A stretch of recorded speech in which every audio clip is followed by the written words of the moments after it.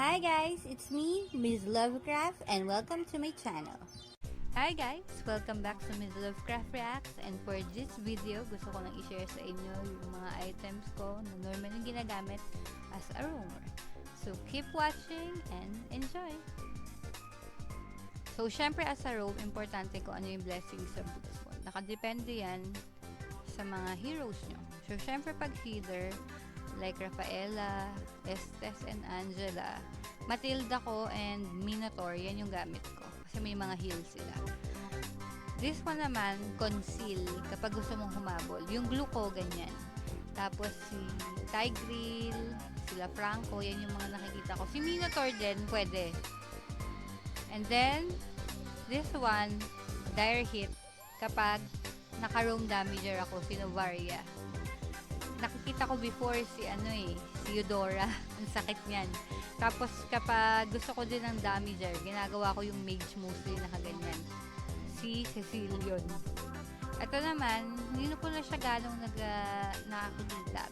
Pero, ginagamit ko yan kapag yung mga roamer ko is yung mga fighters. Si Mincetar, yan. Yan yung pinusuot ko sa kanya. Tapos before, yung gamit kong main, si Baksha. Yung hindi pa siya naging jungler. Yan yung gamit.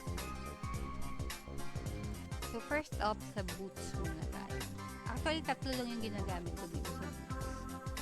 Pag roamer ito yung mga gamit sa roamer. Siyempre, Demon Boots, Rafaela, Estes, at saka si Angela. Yan yung mga ginagamit ko. Ngayon, pero before, ang ginagamit ko, yung pwede pa silang mag-tank items. Tough boots, at saka warrior boots. Pero ang pinaka-favorite ko dyan ay yung gamit na gamit ko is yung tough boots. Kasi, nililess niya yung duration ng CC at saka slow. So, sobrang laking tulong na lalo na kapag yung mga kalaban niya si Mino, tapos grabe yung slow. Si Selena, yan.